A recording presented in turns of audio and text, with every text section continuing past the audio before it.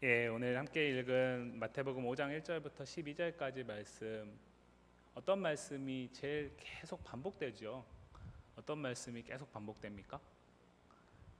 복이 있다. 복이 있다. 복이 있다는 말이 계속 반복되고 있어요. 자, 그런데 여러분들 눈 감고 제 목소리를 잘 들어보셨을 텐데, 그 복이 있다라는 그 선언에 해당되는 앞에 있는 얘기가 정말 복이 맞나요? 어려운 말들은 차치하고라도 의를 위하여 박해를 받는 것이 복이 있다. 의가 뭔지는 모른다고 치고 박해받는다. 박해 너무 어렵다. 누군가에게 시기를 받고 조롱을 당하고 그로 인해서 매를 맞기도 하고 또 그것이 심해지면은 목숨의 위협까지 찾아오는 그런 것이 복이 있다라는 얘기를 하는 거죠. 애통하는 자가 복이 있다라고 얘기를 하고 있어요. 애통한다라는 게 어떻게 복일 수 있을까요? 애통이라는 건 기본적으로 슬픈 거잖아요. 슬프고 고통스러운 거잖아요. 근데 그것을 지금 성경은 복이라고 얘기를 하고 있다라는 거죠. 우리가 생각하는 복과 오늘 본문이 얘기하는 복이 간극이 참 넓습니다. 오늘 이 말씀이 온전히 정말 그렇구나, 나 정말 이런 복 받고 싶다 라는 생각이 혹시 드신 우리 친구들이 있다면 너무나 감사한 일이거나 상당히 가식적인 거죠. 여러분들이 언론을 통해서 접하는 정말 어떻게 저렇게 살 수 있을까, 누가 봐도 행복과는 거리가 멀어 보이는데 그 사람은 늘 행복하다라고 얘기할 뿐만 아니라 행복한 표정을 짓고 있단 말이에요. 그래서 처음에는 그 사람에게 감정이입이 되죠. 그런데 어느 순간 현타가 오게 되면 무슨 생각이 드냐면 저 사람은 그렇게 얘기하지만 그런데 저 행복에 내가 같이 동참하고 싶진 않다라는 생각을 우린 많이 하게 되거든요.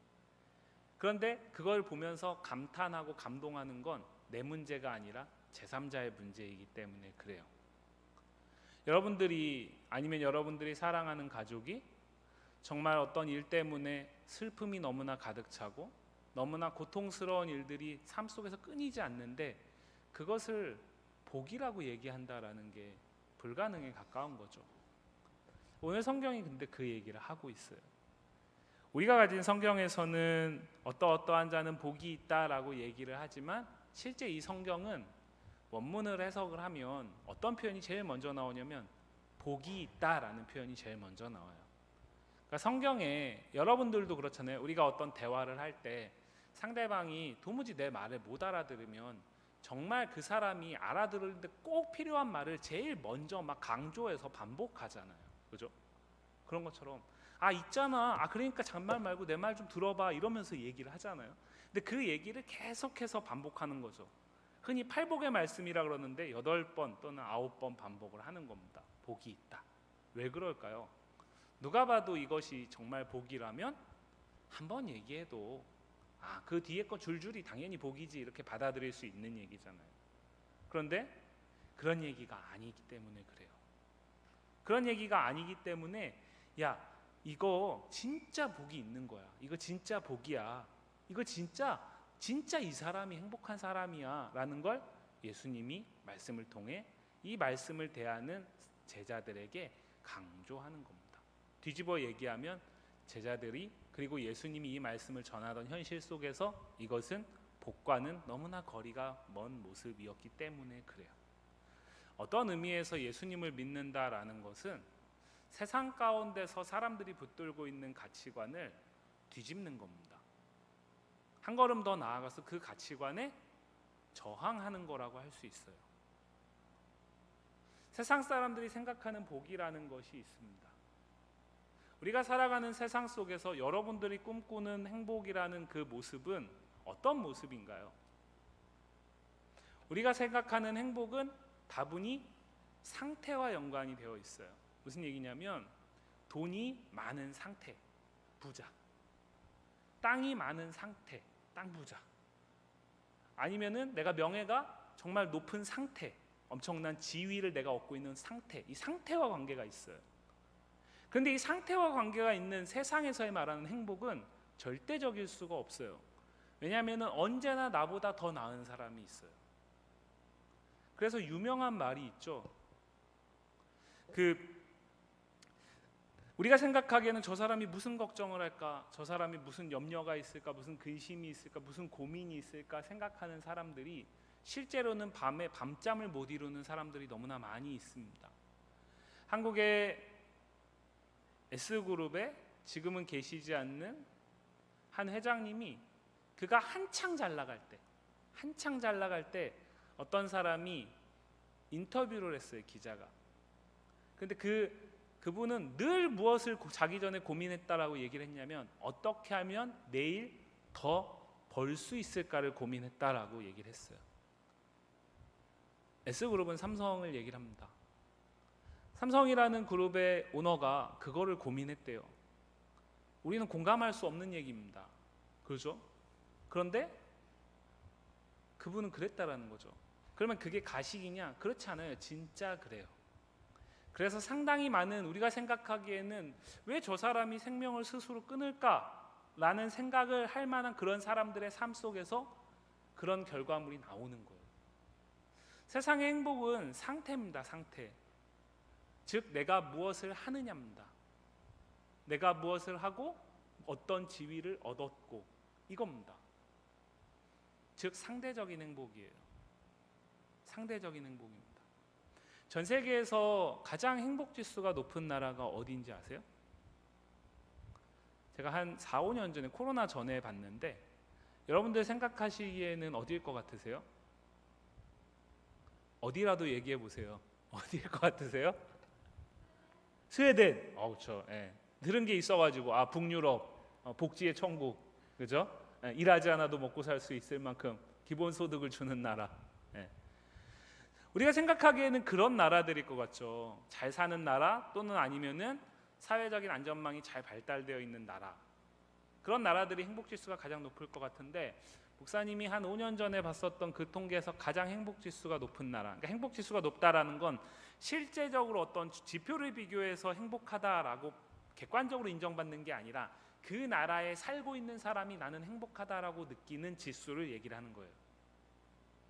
놀랍게도 그때 제가 봤을 때 그 통계에 있었던 그 나라는 여러분들 가운데 어떤 친구들은 그런 나라가 있어? 라고 생각할 만한 나라, 부탄이라는 나라였어요. 부탄이라는 나라는 경제적으로 엄청나게 잘 사는 나라도 아닙니다. 그렇다고 엄청난 그 외에 엄청난 자원이 있거나 관광 자원이 있거나 그런 나라도 아닙니다. 정말 그 나라에 관심이 있는 사람만 알 수 있는 나라고, 이 나라는 어떤 의미에서는 자연환경이 그대로 보존되어 있고 동물들의 천국이라고 할 수 있는 그것에 가까운 나라입니다. 원시 쪽에 더 가까운 나라입니다. 그런데 그 나라 사람들이 행복지수가 제일 높아요. 우리가 생각하기에는 뭐가 행복할까라고 생각할 만한 그런 모습의 삶을 살아가는 그 나라 사람들이 가장 스스로 나는 행복하다라고 느낀다라는 거죠. 왜 그러냐? 그 나라 사람들에게는 상대적으로 소유에 대한 욕심이 많지 않았어요.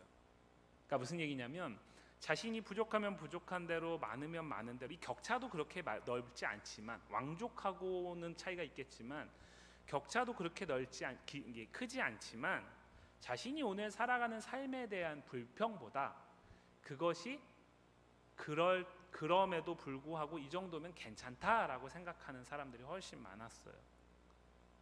그러니까 이 정도가 어디냐라는 생각을 하는 사람들이 훨씬 많았다라는 거죠. 그러니까 우리는 부유한 나라들일수록, 경제 대국일수록 항상 뭘 더 고민하냐면 오늘보다 더 나은 내일을 더 고민을 한단 말이죠. 그런데 그 부탄이라는 나라 사람들은 오늘보다 더 나은 내일을 고민하기보다는 오늘의 내가 주어진 삶에 부족하면 부족한 대로, 괜찮으면 괜찮은 대로 그것에 만족하는 사람들이 훨씬 많았다라는 겁니다.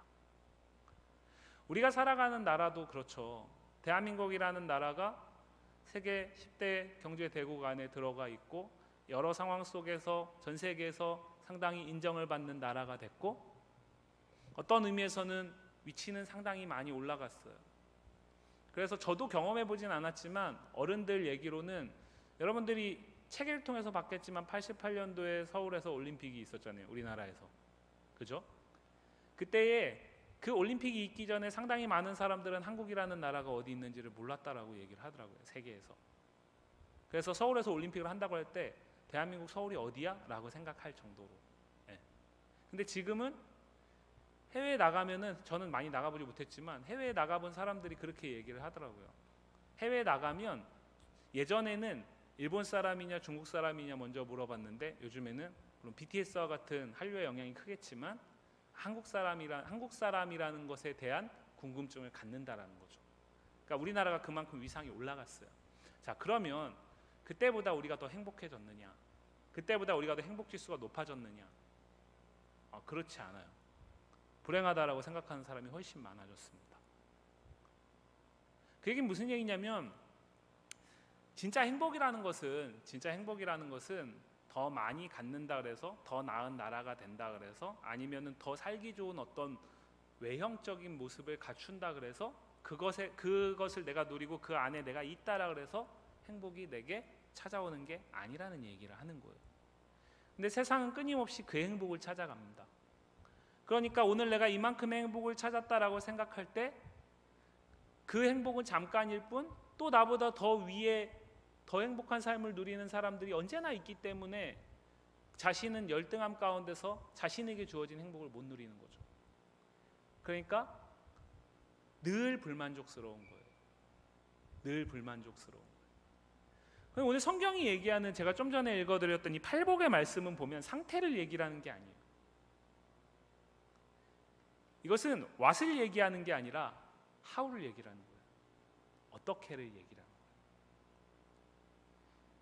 우리의 말로 바꾸면 하나님 안에서 하나님이 가장 기뻐하시는 모습은 내가 저와 같은 교회 안에서 어떤 일을 하는 목사가 되는 것이 아니라는 거예요. 목사가 아닌 여러분들과 같은 학생의 위치에서 how가 중요하다라는 거죠. 부자와 가난한 자가 중요한 게 아니라 부자는 부자대로 가난하면 가난한 대로 그 위치에서 how가 중요하다라는 거예요. 그게 중요합니다. 근데 이 how는 삶의 가치관과 관계가 돼 있어요. 그러니까 돈이 많다 그래서 다 인색하지 않죠. 부자임에도 불구하고 누구보다 넉넉한 마음을 가지고 있는 사람들이 있습니다. 분명히. 가난하다 그래서 늘 그 가운데서 인상 쓰고 있지 않습니다. 그 가운데서도 오히려 부자보다 훨씬 더 넉넉한 마음을 가지고 살아가는 사람들이 있습니다. 누가 봐도 저 사람의 삶 속에는 고통이 끊이지 않습니다. 세상 말로 얘기하면 어떻게 재수가 없어도 저렇게 없을까 생각할 그런 사람들이 분명히 있습니다. 그런데 그러한 삶 속에서도 그 사람의 모습 속엔 늘 웃음이 떠나지 않는 사람들이 있습니다. 감사가 늘 넘쳐나는 사람들이 있죠. 반대로 누가 봐도 저 사람은 불평할 게 없어 보여요. 그런데 늘 저 사람은 입에 불평을 달고 사는 사람들이 있습니다. 상태가 중요한 게 아니라 how, 가치관, 방향이 중요해요. 오늘 이 말씀은 세상에 있는 불특정 다수에게 얘기하는 게 아닙니다. 5장 1절 말씀을 보시면 예수님께서 누구에게 말씀하셨죠? 제자들에게 말씀하고 계십니다. 제자들에게 말씀하고 계세요. 그 얘기는 무슨 얘기냐면 우리 말로 바꾸면 교회에게 하는 말이에요. 상태의 행복을 쫓아가는 세상에 있는 많은 사람들에게 그게 아니라 더 중요한 것은 가치관이고 방향이고 how의 문제야 라는 걸 얘기를 세상에 있는 많은 사람들에게 불특정 다수를 대상으로 대중연설을 하시는 게 아니라 자신이 특별히 고르고 뽑아서 이제 하나님 나라의 복음을 가르치고 그 복음을 전하게 할 대상들에게 예수님이 거의 초기에 하시는 사역입니다. 그들에게 제일 먼저 얘기하는 게 뭐냐? 야, 이제 너네 생각을 바꿔야 돼 라는 얘기를 하는 거예요. 이 세상에서 그리스도인으로 산다라는 것은 생각을 바꾸는 것에서 출발합니다. 그 첫 출발점이 뭐죠? 죄인인 나의 문제를 내 스스로 해결할 수 없다라는 생각을 갖는 거죠. 그 이전까지는 내 스스로 해결할 수 있다라고 생각하면서 살던 사람이 예수님을 만난 이후에는 이젠 내 생각대로 살 수 없어라고 생각해서 내 삶을 우리가 수련회 때 함께 나눴던 것처럼 내 인생의 주인은 이제 더 이상 내가 아니라 예수님이야 라는 생각으로 바꾸는 겁니다. 그게 첫 출발점이에요. 그렇기 때문에 그리스도인의 삶에는 반드시 변화가 있는 거죠. 왕이 바뀌니까. 그게 첫 출발점이에요. 그러면 그 첫 출발점에서 내 인생의 주인이 왕으로 바뀌었다면 그 이전에 내가 주인 되었던 삶 속에서 내가 추구하던 삶의 가치관은 뒤집힐 수밖에 없는 거죠. 왕이 원하는 가치관으로. 그런데 그 주님이 원하시는 가치관을 지금 제자들에게 얘기하는 거예요. 쉽게 얘기하면 이런 겁니다. 야, 이제 내가 복음 안에서 너희를 통해서 이 세상 가운데 전하게 될 내 나라는, 하나님 나라는, 천국은 이런 거다. 천국은 늘 심령이 가난한 거야. 심령이 가난하다라는 건 다른 말로 바꾸면 늘 하나님에 대한 갈망이 넘쳐나는 거예요. 자, 목이 마른 사람은 뭘 찾습니까? 물을 찾죠. 그죠? 근데 내가 스스로 목이 마르지 않다라고 생각하는 사람은 물을 줘도 별 반응이 없습니다. 그런데 내가 목이 너무나 말라가지고 간절하게 물 한 모금을 찾을 때 그 물은 정말 너무나 귀하죠. 그죠? 그 간절함을 얘기를 하는 거예요.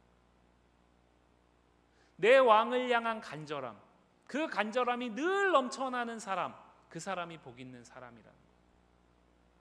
출발은 여기서 하는 거예요. 심령이 가난하다라는 건 나는 주님 없이는 못 산다라는 생각을 하는 거예요. 그 이전에는 돈 없이는 못 살아요. 학력 없이 못 살고요, 명예 없이 못 살고요, 권력 없이 못 살고, 친구 없이 못 살고, 뭐 없이 못 살고 많은데 주님은 저 아래에 있거나 없었던 사람이 그 맨 위에 주님을 두는 거죠. 나는 주님 없이는 절대로 살 수 없어요. 주님이 내 인생의 전부예요. 여기에서 출발하는 거예요. 그 다음에 애통하고 그 이후에 7가지가 나오는 거죠. 세상 속에서도 다른 사람의 슬픔에 대해서 유달리 잘 공감하는 사람들이 있습니다. 우리가 착한 사람이라고 얘기를 하죠. 그렇죠? 그런데 세상 속에서 다른 사람의 고통과 아픔에 대해서 유달리 잘 공감하는 그 사람이 복이 있는 게 아니라 출발은 뭐라는 거예요? 예수님을 내 인생의 주인으로 바꾸는 것에서 출발하는 거죠. 주님이 내 인생의 전부예요. 그러고 나면 그 다음에 나오는 게 뭐냐면 그 주님이 안타까워하는 사람들을 향한 마음을 갖게 되는 거죠. 이웃을 향한 마음을 갖게 되는 거죠. 구약 성경에 보면 우리가 함께 나눴던 말씀이기도 한데 기억을 하실 수 있을지 모르겠어요. 포도원 지기가 포도원에 포도나무를 심었습니다. 그러면은 정상적인 포도원 지기는 무엇을 기대하고 심냐면 풍성한 포도 열매의 수확을 기대하고 심어요. 그것을 위해서 땀 흘리고 노력합니다. 때가 돼서 수확할 때가 됐어요. 그것을 수확하다가 남깁니까? 안 남기죠. 떨어진 것까지 다 주워 담잖아요. 그런데 구약 성경에 보면 하나님이 이스라엘 백성들에게 뭐라고 얘기하냐면 야, 그거 다 따지 말고 남겨라라고 얘기를 해요. 그러면서 뭐라고 얘기하냐면 그거는 처음부터 네 거 아니었다. 그거는 쉽게 얘기하면 길 가다가 배고픈 사람이 그 줄임배를 가지고서 먹을 게 없을까 찾는데 네 포도원의 포도나무 그 열매 그거 먹고 허기를 달래라고 내가 남겨둔 거야. 정말 그날 하루 양식이 없어가지고 오늘 무엇인가를 먹지 않으면 당장 죽을 수밖에 없는 극심한 빈곤 가운데 있는 누군가가 살기 위해서 나왔을 때 네 포도원에 달려있는 그 포도 열매를 보면서 오늘 하루를 살 수 있게 하기 위해서 내가 남겨둔 거야. 그거 처음부터 네 거 아니야. 그럼 나머지는 내 건가요? 아니라는 거죠. 그거 다 원래 내 거야. 그런데 이만큼은 내가 너에게 주지만 원래 내 거에 이만큼은 네가 취하지 말고 남겨. 그래서 뭘 보이라는 거예요? 네 삶의 주인이 나라는 것을 보이라는 거예요. 온유하다라는 건 뭐냐면 온유한 거는 성경에서 번역하면 부드러운 성품이에요. 그러니까 착하다라고 볼 수도 있고 어떤 의미에서는 약간 우유부단한 성격, 싫은 말 잘 못하고 이런 거라고 볼 수 있어요. 자기가 좋은 것과 싫은 것에 대해서 정확하게 얘기 못해요. 상대가 상처받을까 봐. 성경에서 말하는 온유함이라는 거는 그게 아니에요.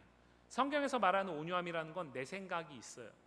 내 생각이 있는데 내 인생의 주인인 주님께서 여기까지라고 말씀을 하신단 말이에요. 아니면 내가 정말 최선을 다해서 수고했어요. 이건 누가 봐도 예수님이 나한테 정말 좋은 결과를 주셔야 돼요. 그런데 주님이 그 결과를 주시지 않고 요만큼 주셨단 말이에요. 그것도 주님의 뜻으로 받아들일 수 있는 게 온유예요. 구약 성경에 보면 모세라는 사람이 있어요. 모세라는 사람은 하나님이 애굽에서 430년 동안 종살이하던 이스라엘 백성들을 구원해서 가나안 땅으로 인도하기 위해서 택한 지도자입니다. 이 모세가 산전수전을 다 겪으면서 가나안 땅 코앞까지 왔어요. 그런데 하나님이 청천벽력과 같은 말을 합니다. 야, 너는 저기 못 들어가. 모세는 왜 지금까지 이 길을 걸어온 거죠? 이 앞에서 멈추려고? 아니죠. 자기도 가나안 땅에 들어가려고 지금 애써 수고한 거잖아요. 근데 하나님이 야, 너는 여기까지다. 성경이 이 사람을 온유한 사람이라고 얘기하는 이유는 그거를 받아들였기 때문이에요. 그걸 받아들였기 때문이에요. 그럼 여기서 말하는 온유한, 오늘 팔복에서 말하는 온유한 자는 그걸 얘기하는 거예요. 인생의 주인을 예수님으로 모신 자가 정말 그 인생의 삶의 걸음걸음을 걸어가면서 주님이 언제나 나보다 옳다라는 걸 인정하고 그것이 내 뜻과 맞지 않을 때 주님의 뜻을 앞세울 수 있는 걸 얘기하는 거예요. 상태가 아니죠. 목사가 된다고 다 그렇게 될까요? 안 됩니다. 학생이라고 못할까요? 아닙니다.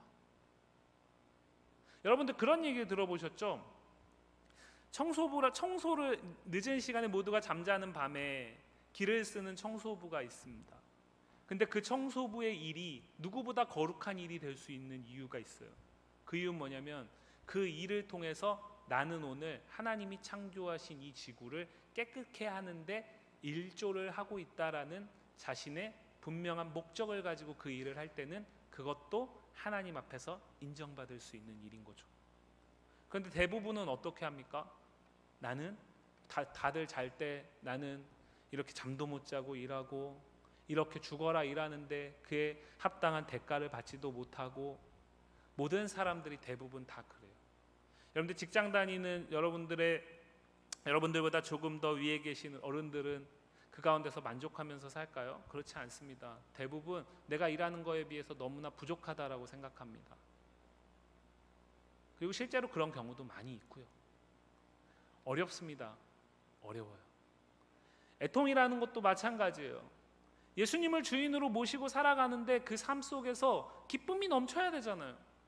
제가 사용하는 표현으로 설교 시간에 많이 썼던 표현으로 바꾸면 내가 예수님을 인생의 주인으로 모시면 그 이전에 내가 비포장도로 또는 1차선의 길을 걸어갔다면 예수님이 주인 되셔서 이제는 고속도로 8차선, 10차선이 쫙 뚫려야 되잖아요.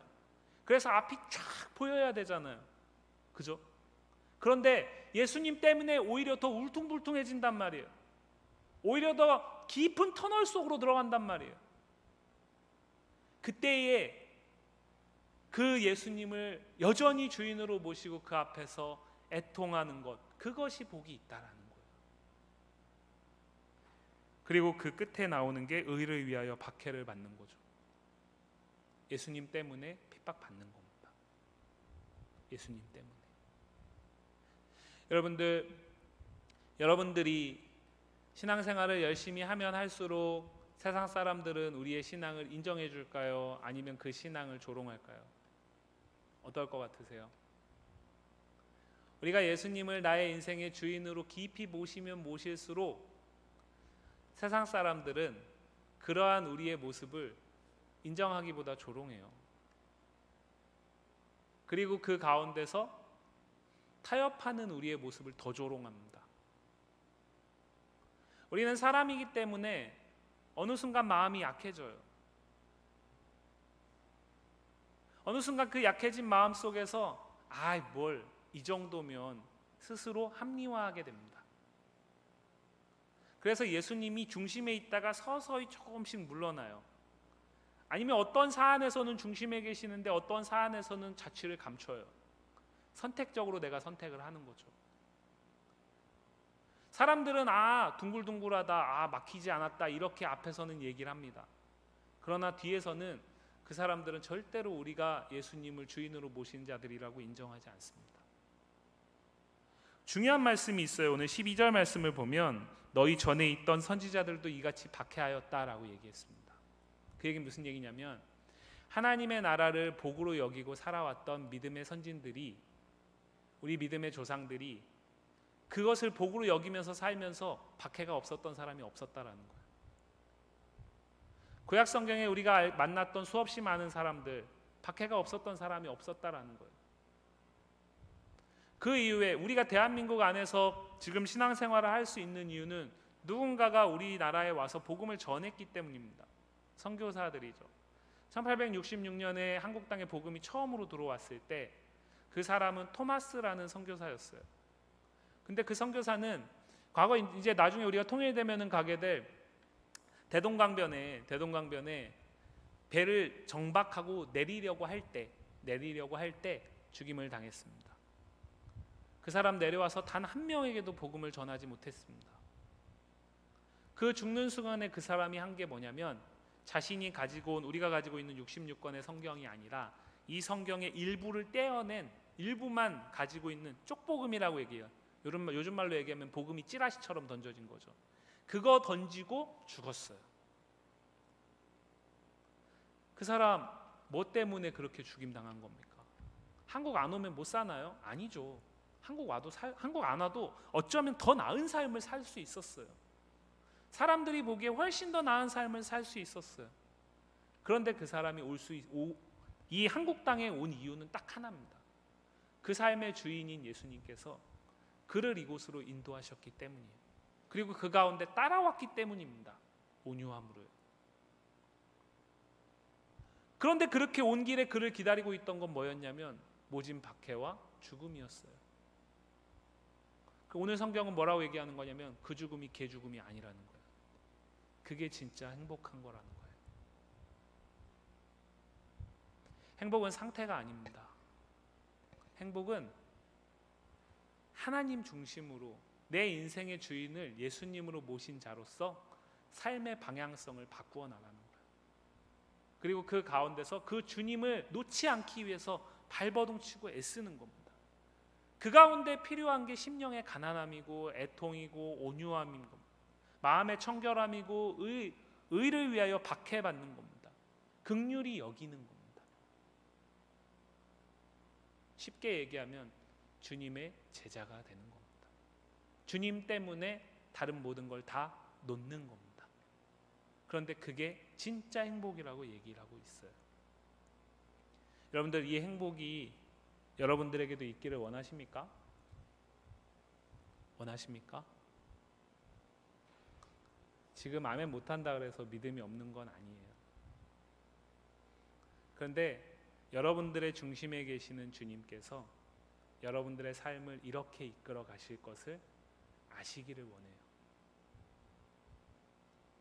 지금 당장 저에게 하나님께서 당장 가족들을 데리고 한 번도 밟아보지 못한 원주민들이 있는 곳에 가서 복음을 전하라고 하면 저는 아멘하고 바로 갈 수 있을까요? 쉽지 않습니다. 제가 지난번에 말레이시아라는 곳, 우리 교회가 협력하는 선교사님이 계신 곳에 다녀왔어요. 근데 그곳에 있는 선교사님이 저한테 계속 그러는 거예요. 목사님 여기 체질이다.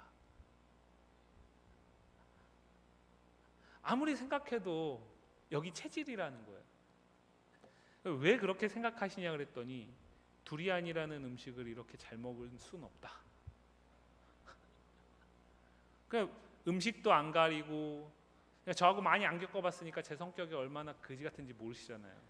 그러니까 첫인상인데 제가 또 거지 같은 제 모습을 보여줬겠어요? 얼마나 온화했겠어요. 그죠? 더군다나 저는 이제 꼬레비로 갔잖아요. 그러니까 그 가운데서 또 얼마나 또 순종적이었겠어요. 그러니까 자기랑 같이 사역하면 정말 좋겠다라고 얘기를 하는 거예요. 그러면서 막 이 땅에 대해 막 구구절절 막 얘기를 하는 거예요. 선교사님, 저는요 체질상 맞지 않아요. 그분은 계속 그러는 거예요. 기도해보라는 거예요. 기도해보라는 거예요. 예수님을 주님을 왕으로 모신다라는 게 딱 무자르듯이 딱 되는 게 아닙니다. 그래서 우리는 오늘도 과정을 밟아가는 거죠. 그런데 분명한 건 뭐냐면 주님은 우리의 왕이시기 때문에 주님의 뜻이 있으시다면 내 생각을 꺾지 않으시지만 내가 선택한 길을 걸어가면서 자연스럽게 주님의 뜻을 내가 내 뜻으로 삼을 수 있도록 인도하신다라는 거죠. 그리고 그때 그것이 복이라고 여기게 하신다라는 거예요. 수없이 많은 순교자들이 나중에 기회가 되면 코로나 상황이 좀 괜찮아지면 꼭 여러분들하고 함께 하고 싶은 게 있는데, 이 전라남도 지역에 순교지들이 참 많이 있어요. 근데 그 선교사들이 왜 이 땅 와서 그렇게 죽임을 당했을까요? 그들의 인생이 진짜 복된 인생일까요? 우리는 앞에서는 정말 행복한 사람이다, 정말 대단한 사람이다라고 얘기하지만 내가 그 길을 걸어갈 수 선뜻 쉽지 않죠. 그죠? 그 사람들은 어땠을까요? 그 사람들은 쉬웠을까요? 아니에요. 그 사람들도 어려워요. 성경에 나오는 아브라함이라는 사람이 있잖아요. 아브라함이 100세 때 하나님께서 이삭을 주셨죠. 그런데 창세기 22장에 가면은 그 이삭을 바치라고 얘기를 해요. 추측컨대 한 8살, 7살 정도 됐을 때라고 생각이 들어요. 100살에서 하나님의 약속하신 아들을 만났습니다. 7년, 8년 동안 얼마나 좋았겠어요. 그런데 어느 날 갑자기 하나님께서 아브라함에게 와가지고 바치라고 얘기를 하는 거예요. 아브라함이 하나님, 주신 분 하나님이니까 당장 내일 바치겠습니다, 그렇게 갔을까요? 아니면 그 말씀을 듣고 하나님 말씀하신 게 하나님이 말씀하셨으니까 그렇게 하기는 해야 될 것 같은데 그날 밤을 뜬 눈으로 샜을까요? 며칠 밤을 못 자지 않았겠습니까? 그런데 하나님이 그거 믿음 없다라고 안 하시죠. 그죠? 결국에는 움직이잖아요. 그거 아브라함이 한 걸까요? 아니에요. 그 인생의 주인이신 하나님께서 그에게 그리할 수 있도록 은혜를 공급하시고 확신을 주시고 그렇게 이끌어 가신 거예요. 우리 역시 마찬가지. 우리 역시 마찬가지. 중요한 것은 이것이 진짜 행복이다라는 것을 인정하는 거예요. 어렵게 써져 있지만 결국에 얘기하는 건 뭐냐면 내 인생의 주인이 예수님이 될 때 우리는 진짜 행복할 수 있다라는 거예요. 그런데 우리는 이미 예수님을 영접한 자들이잖아요. 예수님을 통해서 행복의 나라로 이미 초대된 자들입니다. 혹 아직 예수님이 내 인생에 온전히 믿어지지 않는 분들이 계시다면 그 예수님을 믿음으로 초대에 응하실 수 있길 바라요. 그리고 그 초대에 응해서 나는 예수님을 믿음으로 오늘 이 자리에 계시다면 그 안에서 주어지는 행복이 진짜다라는 사실을 확신할 수 있길 바랍니다. 당장 오늘이 아니더라도. 그리고 그걸 믿을 수 있는 은혜를 구하시고 그 예수님이 원하시는 바가 우리의 원하는 바가 될 때 진짜 행복한 거예요. 오늘 말씀은 그 얘기를 하고 있어요. 이 말씀을 한 다음에 뒤에 나오는 게 이런 거예요. 야, 누가 너한테 뺨 한 대 때렸냐? 그럼 어떻게 해야 돼요? 세상에선 한 대 때렸어요. 연수야, 누가 너한테 한 대를 때렸어. 그러면 넌 어떻게 할 거야? 물론 연수는 아주 착하기 때문에 마음이 넓기 때문에 아무렇지 않게 그럴 수 있어. 이렇게 지나갈 수 있을지 모르겠어요. 승현이는 어떻게 할래? 한 대 때리면 최소한 한 대는 때려줘야죠. 근데 성경에 보면 뭐라고 얘기해요? 한 대 때리면 오른쪽 때리면 왼쪽도 돌려대라고 얘기해요. 누군가가 내 겉옷을 빼앗으려고 해요. 그러면은 어떻게 해야 돼요? 악착같이 지켜내야 되잖아요. 그죠? 성경은 뭐라고 얘기하냐면 겉옷뿐만 아니라 속옷까지 주라고 얘기를 해요. 원수를 위해서 기도하라고 얘기를 해요. 내가 그렇게 해야지 노력하라는 게 아니에요. 예수님이 우리의 인생을 주관하실 때 그리할 수 있다라는 얘기라는 거예요. 진짜 행복은 내 인생이 예수님으로 시작되고 예수님으로 이루어져 있느냐에 달려 있다라는 거죠. 그 행복에 우리가 초대되어 있어요. 그리고 그렇게 우리 안에 하나님 나라가 시작되었습니다. 이 하나님 나라를 마음껏 누리시길 원해요.